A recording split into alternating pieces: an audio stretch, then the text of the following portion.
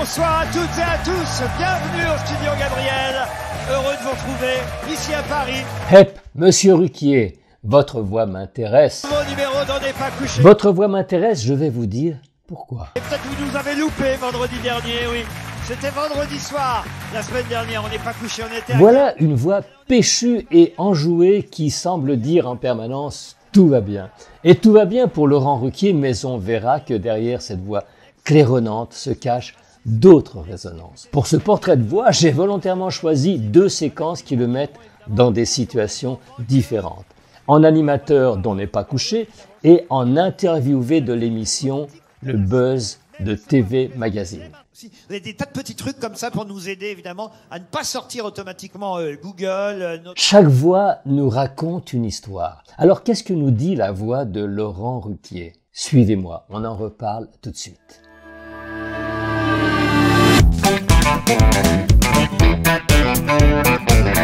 Bonjour, je suis Jean Sommer, le coach de la voix et de la prise de parole en public. L'analyse qui suit n'est pas un diagnostic et encore moins une vérité finie.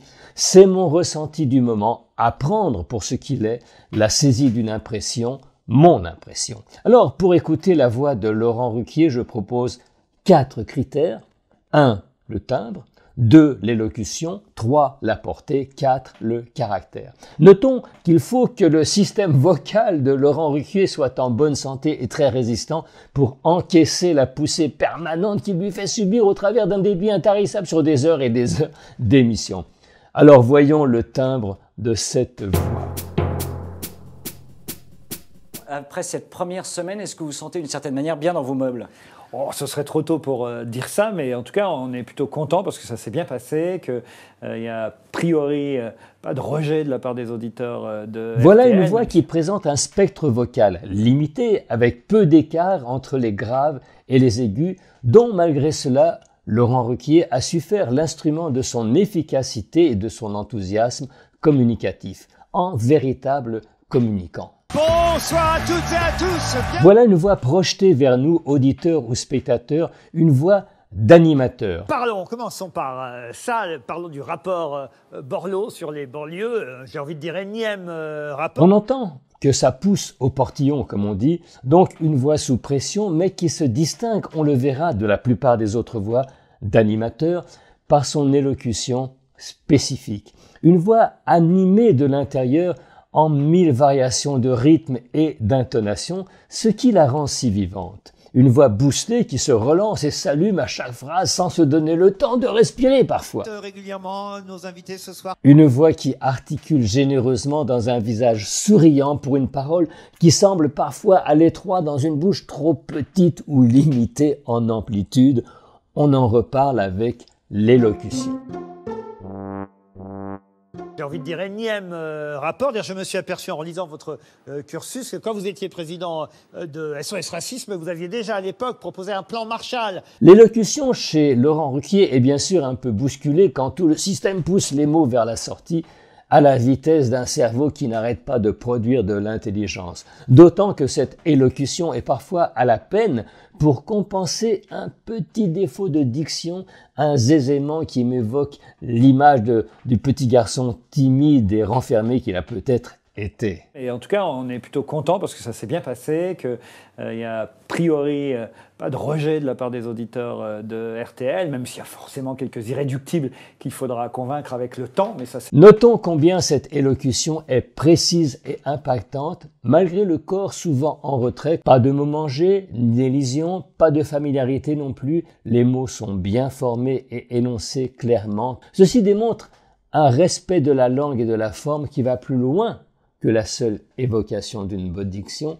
C'est la marque d'un homme qui assume une culture et une tradition, en l'occurrence la langue française comme un bon ouvrier, respectueux de l'outil et du matériau. Et en tout cas, on est plutôt content parce que ça s'est bien passé, qu'il n'y a a priori pas de rejet de la part des auditeurs de RTL, même s'il y a forcément quelques irréductibles qu'il faudra convaincre avec le temps. Mais en accordant à chaque mot sa place et sa valeur dans la phrase, Laurent Ruquier construit une exigence, une échelle de valeur, un niveau d'écoute, une autre relation avec le spectateur. Le langage n'est pas dans sa bouche un sujet de copinage, mais une éthique. Dans sa bouche, on peut rigoler de tout, mais pas de la syntaxe. Maintenant se pose la question, à quoi sert Laurent Ruquier ? J'ai envie de dire énième rapport. Je me suis aperçu en relisant votre cursus que quand vous étiez président de SOS Racisme, vous aviez déjà à l'époque proposé un plan Marshall. Laurent Ruquier est un agitateur bienveillant et efficace. Ses mots font mouche, sa parole claque, il a fait de l'irrévérence son sport préféré, mais il n'est jamais caustique ni dur. Ce qui le distingue aussi de beaucoup d'animateurs. François Hollande, qui fait un tabac en librairie, vous le savez, l'ex-président de la République, il cartonne. Voilà une voix qui porte son message efficacement, avec un mélange d'impertinence et de gentillesse qui ne se dément jamais. Impertinent, certes, railleur, mais jamais dur ni sarcastique. Il m'évoque la figure d'un Tintin au pays des médias. Et comme Tintin, il semble naïf, étonné, mais jamais dupe.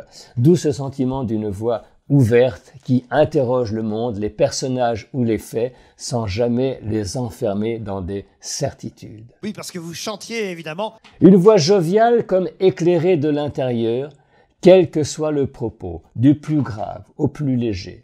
L'intonation est souriante, quasi joyeuse, en permanence, comme une politesse ou une hygiène de la parole. C'est un facteur d'écoute non négligeable qui met l'oreille en appétit. Une intonation lumineuse qui éclaire son propos pour nous le rendre facile et accessible, d'où un effet pédagogique qui contribue sans doute aussi à son succès. Bonsoir à toutes et à tous, bienvenue au Studio Gabriel. Bien sûr que ce type de voix peut en agacer certains à la recherche d'une relation plus posée. Je pense d'ailleurs que sur le tard, Laurent Ruquier s'installera dans une voix plus mâle, dans un médium plus grave, plus intériorisé, moins ado. Ce sera une autre aventure dans un autre registre, sans doute tout aussi passionnant. Donc ça fait plaisir de savoir aussi qu'on a des fidèles qui vous suivent d'une station à l'autre. Derrière le flot de paroles de Laurent Ruquier, il y a un cadre, une construction, une rigueur, je dirais même une honnêteté sourcilleuse, que le côté fanfaron du personnage pourrait nous faire oublier. En effet, derrière le visage facétieux, il y a un travailleur du mot. Cela relève d'une immense pudeur. Masqué derrière la façade du joyeux luron, il y a chez Laurent Ruquier quelque chose du gamin malicieux surpris de ses propres facéties, une fraîcheur jubilatoire. C'est un homme modeste et généreux.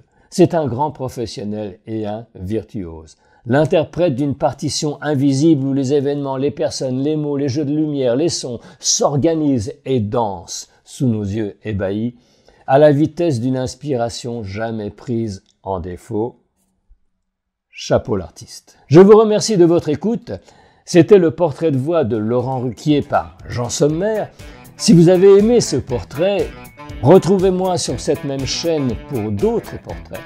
Vous pouvez aussi me suivre dans une de mes formations en ligne ou en savoir plus en vous rendant sur mon petit site www.jean-sommer.fr. Encore merci et n'oubliez pas de cliquer, liker et penser à partager.